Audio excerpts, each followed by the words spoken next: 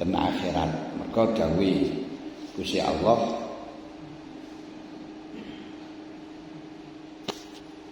harta niku dijadikan urat nadi. Dawuh Allah, wala tu'tus sufaha amwalakumul lati ja'alallahu lakum qiyamah. Wala tu'tus sufaha, jangan sampai engkau menyerahkan pada orang-orang mendu. Amwalakum ing pira-pira bondo ira kabeh allati ja'ala kang dadekno sapa Allah ing alati ja'ala kang dadekno sapa Allah ing alati kiaman ing urat nadi.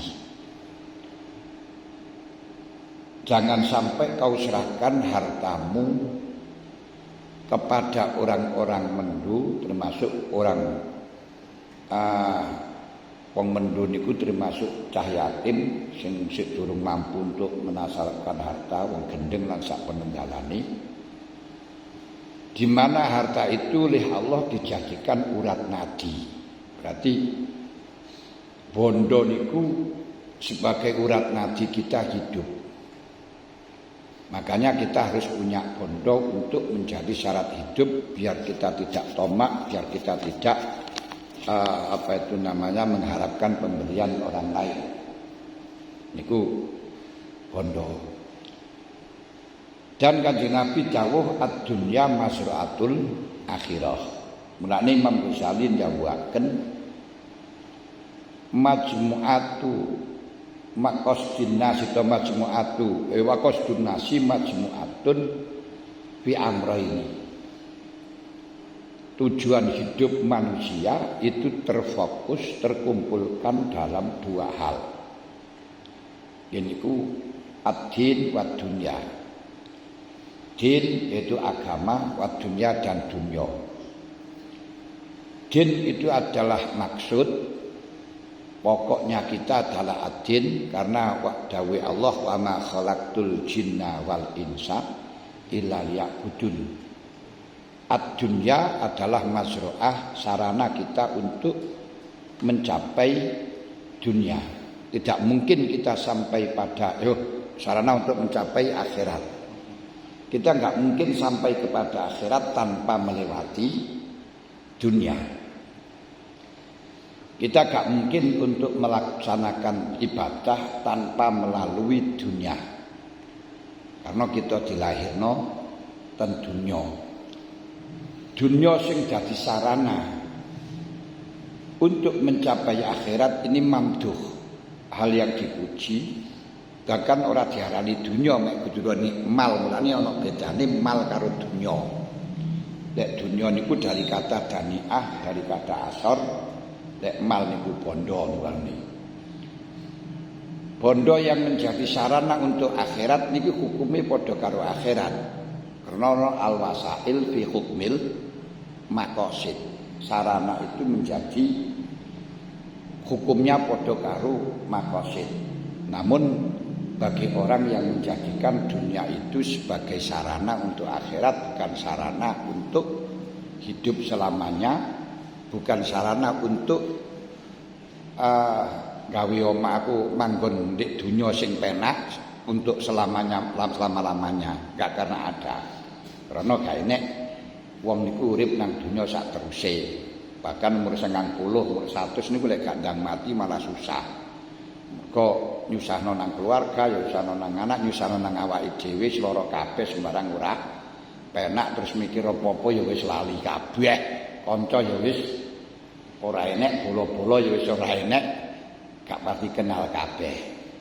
Wis.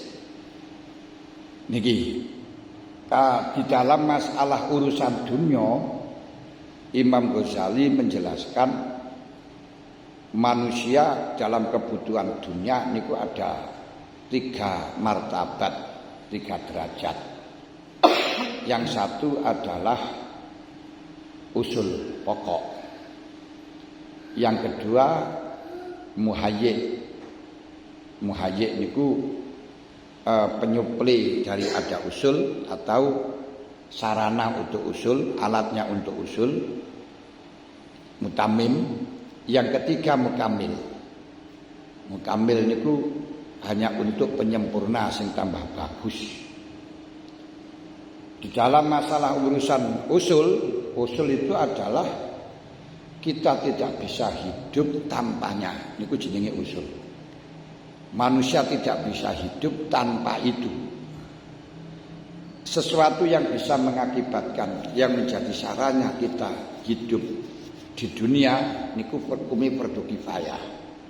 Jadi tidak hanya ngaji masalah hal-hal yang nadir, hal-hal yang longkok, masalah waqi'iyah, itu saja bukan itu fardu kifayah. Tapi ke fardu kifayah kita mempelajari sarana-sarana untuk menyempurnakan kebutuhan hidup. Ini usul. Yang usul niku ada 4. Siji, urusan pangan. Manusia niku hidup membutuhkan pangan, bukan malaikat. Tidak akan pernah kita hidup tanpa pangan. Mulane sing banser jarine bela NKRI siap mati, harga mati siap mati. Ngono iku mboten siap luwih. Krana niku kapan tugas ya harus disegani. Kalau enggak disegani ya panggah luwih ora kuat kliyek. Presiden yang pangkatnya sudah tidak ada di atas presiden kecuali ketu. Itu sing paling dhuwure presiden kopluk koplah kopiah ketu. Itu pun hidupnya masih ketergantungan dengan mangkok. Lek ora disupre karo mangkok gak kuat, mati. Siapapun sudah mengusahakan di dalam hal ini niku fardu kifayah urusan pangan.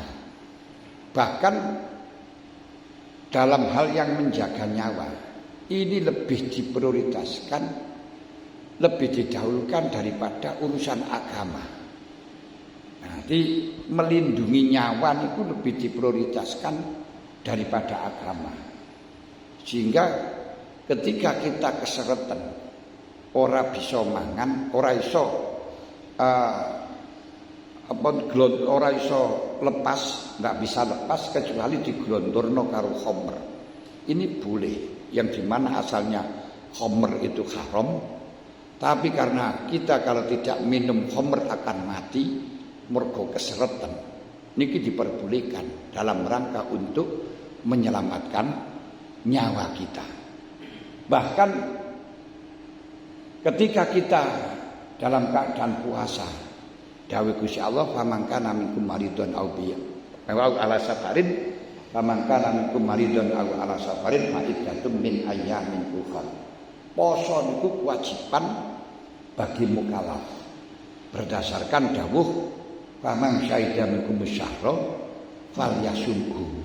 Tapi ketika dalam bepergian ini khawatir kalau kita ditekan untuk puasa, ini akan terjadi sakit.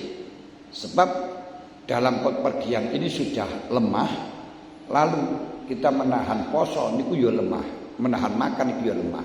Jangan sampai terjadi kumpulnya dua kelemahan yang akhirnya menjadi sakit. Ini dipersilahkan untuk mokel, meninggalkan urusan agama dalam rangka untuk menyelamatkan nyawa kita. Berarti urusannya agama karo urusan dunia yang menjadi sarana kita hidup. Urusan menjaga nyawa dengan urusan agama niki diprioritaskan urusan nyawa. Niki saking tasamuhnya Allah Ta'ala, toleransinya Allah Ta'ala, dan perhatiannya Allah Ta'ala dalam kehidupan.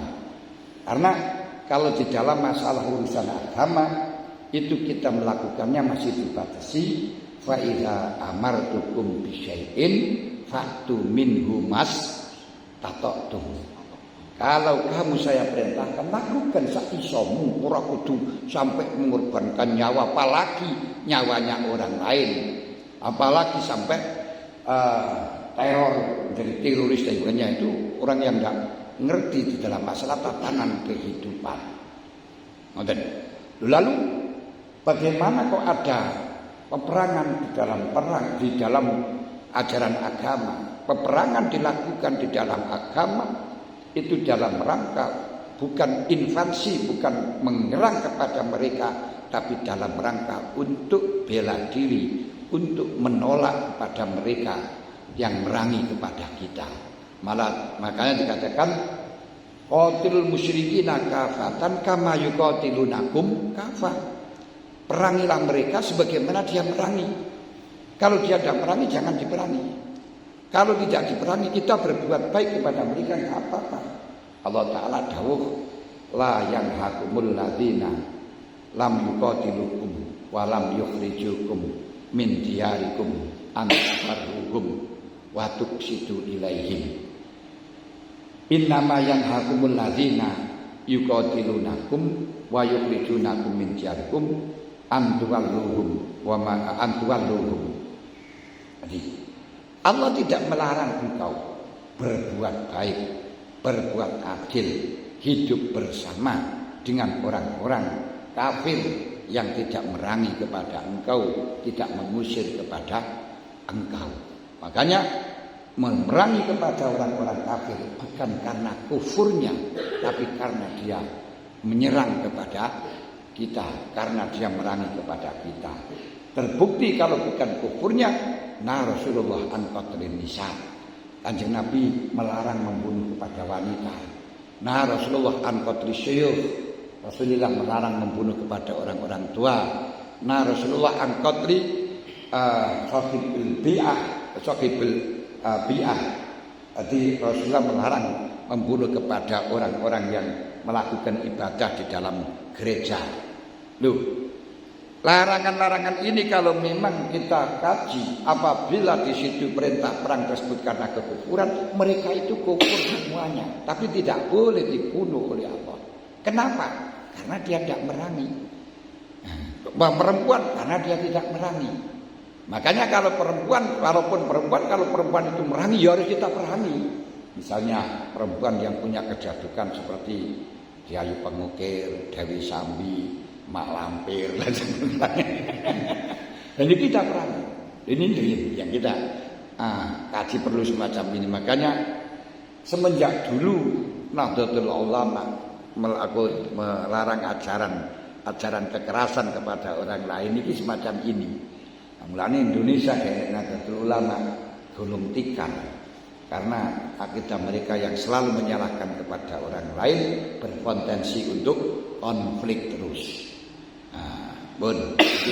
Pangan, nggak bisa orang itu hidup tanpa pangan. Makanya kita mengusahakan di dalam pangan ini fardu kifayah. Yang tidak boleh di dalam masalah urusan pangan atau yang mazmumah di dalam urusan pangan, kita tidak bisa untuk mengendalikan nafsu sehingga sudah cukup masih kurang, masih ingin ini ya sudah mencukupi. Ya.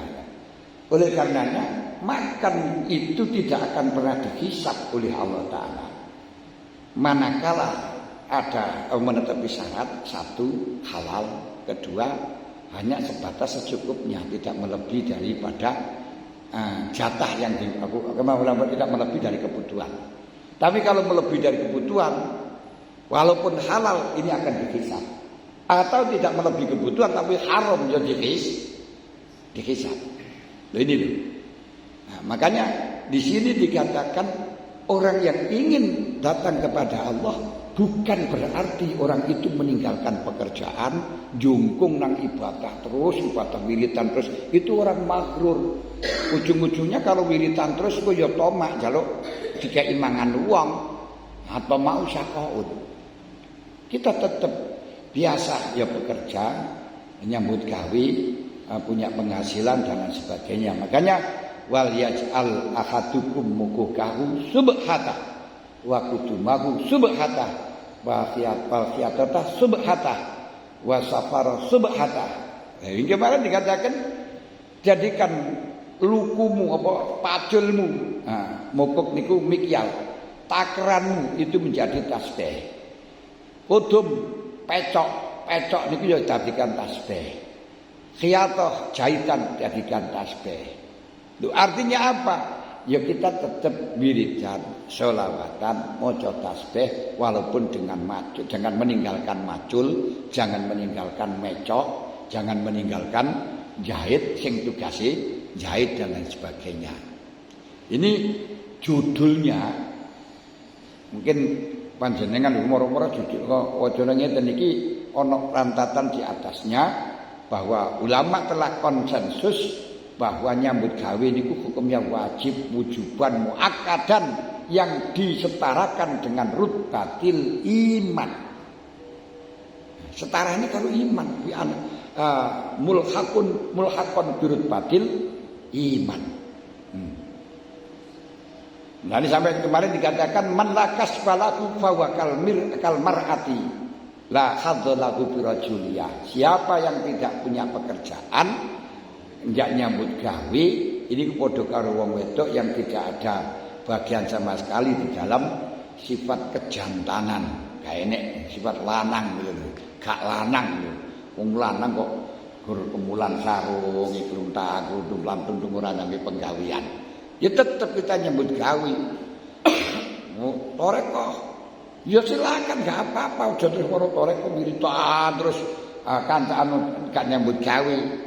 Peluyuran nang masjid sono nang sono kemana-mana 2 tahun 3 tahun peluyuran keluargane enggak diurus, gak dikai nyambut gawe, gak dikai penggawe, gak dikai nafkah, haram niku. Dosa dikira ibadah niku gur wiritan gur iktikaf di masjid-masjid, bukan.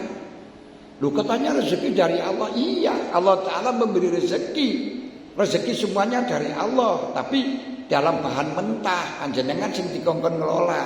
Gusti Allah menjadikan tanah, menjadikan apa itu makdin, tambangan, menjadikan macam-macam. Seman kelola. Ora terus mareng ono telo langsung mateng teko ana mboten nek tanah. Nah, niki sampean kelola terus ditanduri. Jok diaku. Ini rezeki hasil saya ndak. Kamu itu hanya sekedar melaksanakan sing ngiseni telo ya Gusti Allah, sing ngebek ya telo ya Gusti Allah, sing ngodot ya Gusti Allah. Ngoten lho ya. Aja terus marang ngono. Iki tekku, iki hasil karyaku sapa? Sampeyan sedekah gabah ngono ae. Ngaku lek iki tanggul aku dhewe. Saiki sing ngodot sapa? Jajal ngodoten ngene. Malah tak dikak karo-karuan wae. Sing ngiseni sapa? Ngono kok gak ngakoni itu dari Allah. Paham betul? Lho nggih. Terus mareng ngono kita jungkung nang ibadah wiritan tok zikir tok bojone ditinggal, anake ditinggal gak dinafkahi. Ndak boleh. Kita sendiri jangan sampai ninggalkan itu ya golek ngoten. Mencari. Tapi aja khawatir tidak mendapatkan. Nabi tahu hari kadek wallahu yumsilur rizqa. Jadi tak obahno tanganmu, usaha. Engko sing ngekeki Gusti Allah. Lah Gusti Allah yang ngekeki dengan jalannya caranya sendiri, tapi kita diperintahkan untuk usaha. Karenanya ketika Dewi Maryam seorang ibunda Nabi Isa ketika hamil dhek niku nyidam kurma teles. Kurma teles. Lah ketika nyidam kurma teles padahal dalam badan yang lemah, wong yang hamil itu tidak dikasih oleh Allah, tapi didhawuhi wa huzi ilaiki bi jiz'in nakhlati tusaqib ilaiki rutaban janiya. Hei Maryam, huzi ilaiki bi jiz'in nakhlat. Wit kurma iku apa-apa? Jajal pikir wit kurma gedene sak wit klopo. Lah sing kongkon gobahno niku wong hamil pisan, wong wedok pisan. Obah ora. Dudu urusan sing penting obahno. Lek obahno tu sakit ilaiki rutoban janian, nanti akan jatuh berdebaran kurma-kurma basah. Umpama Gusti Allah ngekeki langsung plek iki isa.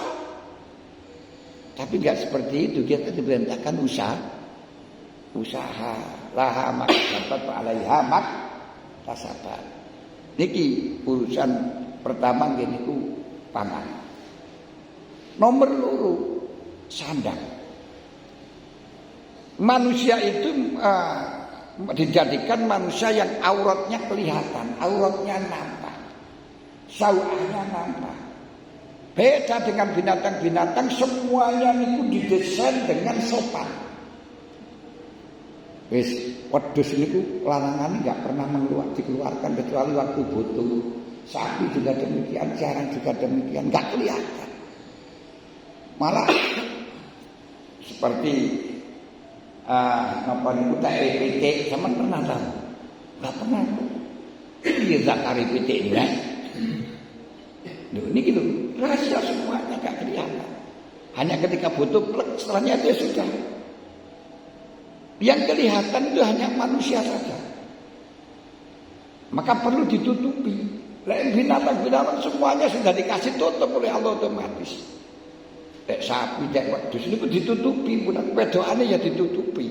Nah, wong boten. Hanya gara-gara ketika Nabi Adam dilarang untuk mendekati buah khuldi, dia mendekati karena terprovokasi oleh iblis yang dianggap alim dan dia menggunakan nama Allah untuk bersumpah agar Nabi Adam mengambil buah bur atau gandum sing jenenge buah khuldi. Dan itu coba kita ingat. Wa huzi ilaiki bijid innaka bisa kita. Kemudian setelahnya Nabi Adam dahar. Fa'akala fabadat lahuma sawatuhuma wa tawfiqa yaksirani alaihi mami waraqil jannah. Akhirnya ketok. Fabadat lahuma sawatuhuma. Mulanya butuh sandangan.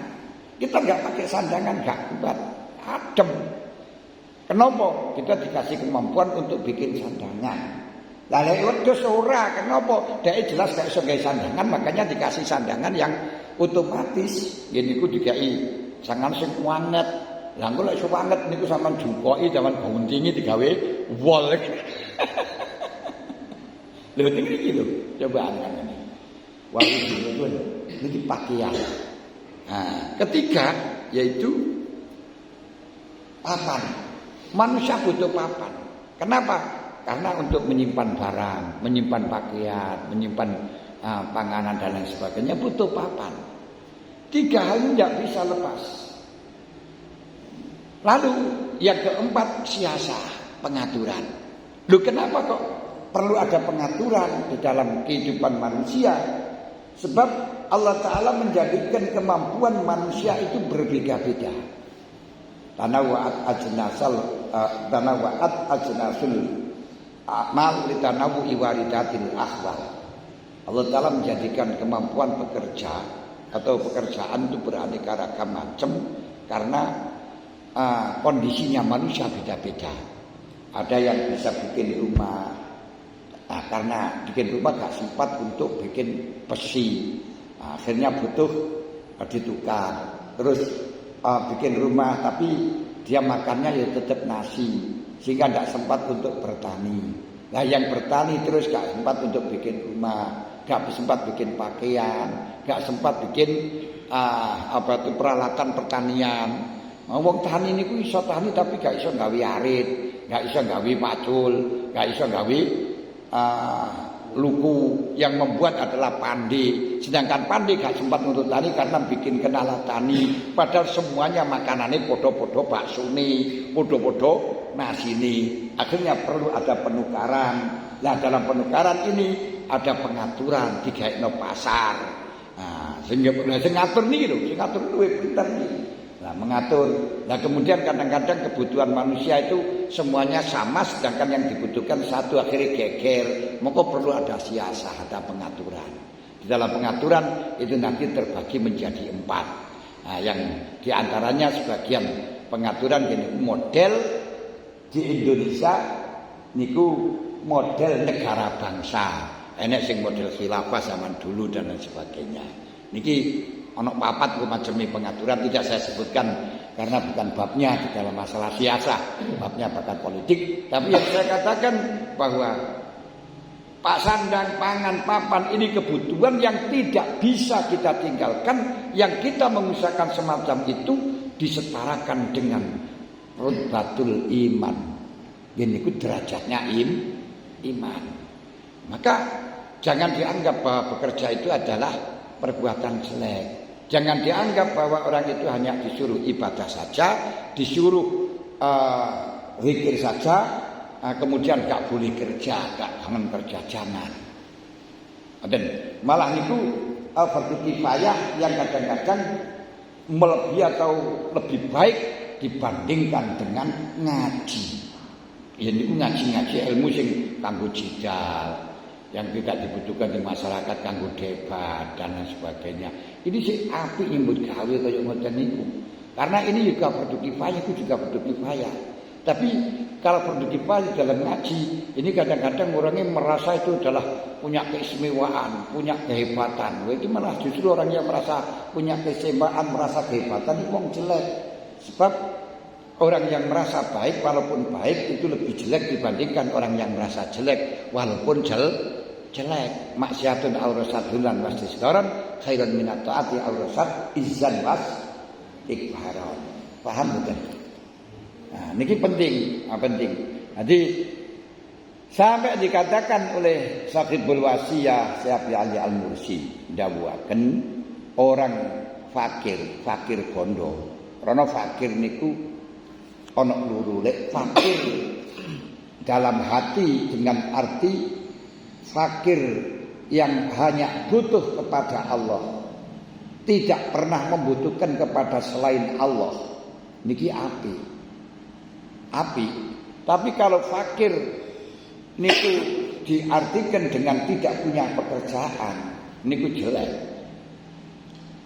Tak punya pekerjaan yang otomatis orang yang tidak membutuhkan kepada siapapun tapi membutuhkan kepada Allah takdir. Ini jelas orang yang mampu mandiri dalam ekonominya, mandiri sih nggak mandiri malah butuh orang lain. Ngoten lho. Wa hukmul fakir, kita menghukumi fakir dengan kata orang yang tidak punya pekerjaan niki seperti hanya ngukumi manuk bom, manuk kuwo. Manuk kuwuk niku mestinya untuk memberitahukan kalau ada wong mati apa nek maling ngono biasa ngono kae. Biasa nek kuk wah nek mbuh niku kula mboten pati paham. Wong tuwek-tuwek niku ana anu weh, ati ana iki nek wong mati lho ngene. Kate ana wong mati. Lah kayak itu kan layon-layon. Lah tapi kok berada di tempat tanah kosong enggak ada orangnya ya gane wae tae. Sapa sing layon-layoni? Ngeten lho. Di kok beluk ngene lho. Arep ana wong mati apa wong lara ngoten. Niku biasa ngoten. Niku sing roh tuwek-tuwek niku kula mboten pati paham mboten niku mergane kula urip niki dalam kondisi sing manuk uwuk wis ora pati enek. Saniki pun mboten pati enek enten to. Lek biyen niku nggih selalu wadah niku punan. Panjenengan wong mati niku nggih. Lah niku lagi diarani wong sing fakir, hukumi fakir, wong fakir sing hukumi wong fakir yang tidak punya pekerjaan. Fakir ora di penggawean blas. Niki padha kalih hukume manuk bom, manuk uwuk, manuk sing tukang ngabar-ngabari niku wau. Tapi hidup di tanah kosong, di tanah yang tidak ada penduduknya, ngabari sapa? Genek gunan. Artinya la laisa fiya naf'un li ahadin, tidak pernah ada kemanfaatan sama sekali. Wong sing gak duwe penggawean iku yo ora iso manfaati nang manungsa blas. Khairun nas anfa'uhum lin nas. Penggawean ora duwe, malah butuh kepada orang lain. Mulane sing diarani sarjana itu bukan orang yang ngerengek-ngerengek golek penggawean, itu bukan. Itu bukan sarjana. Tapi sarjana itu orang yang bisa bikin pekerjaan, bikin fasilitas. Bagaimana orang lain bisa mendapatkan pekerjaan niku. Niku sing kanune, makanya harta sing termasuk untuk kebutuhan pokok di mana kita nggak bisa urip tanpanya niku merupakan hukum goleknya wajib wujuban muakkadan mulhaqon birut batil iman, disetarakan dengan derajat iman. Male banggalah semacam niku ngoten lho. Ora terus mari ngono, wah iku nyambut gawe terus ora tau ibadah. Loh, jangan dikatakan ibadah. Aku nyambut gawe niku ora ibadah. Ora ibadah. Pun